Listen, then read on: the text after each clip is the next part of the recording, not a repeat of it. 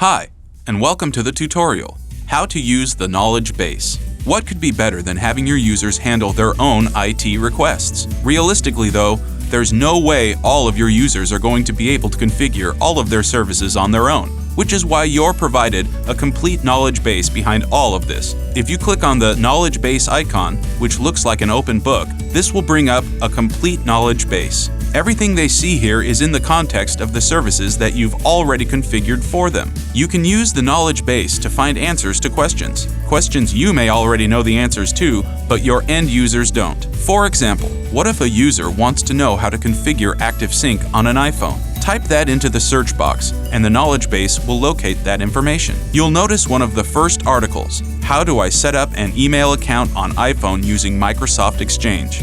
That's exactly the question your user is asking. You can pull up the article and see that it includes screenshots, step-by-step instructions, and everything your user is going to need to complete the process of configuring ActiveSync on his or her iPhone. You can take this URL and email it to anyone in the company so they can pull up that same article. This will save you hours of time. You won't have to go through and coach users step-by-step through managing the IT services that you configure for them. If they have a question, no problem. Just send them to the knowledge base and let them find the answer. The knowledge base is a very powerful tool for both you and your users. Thanks for watching.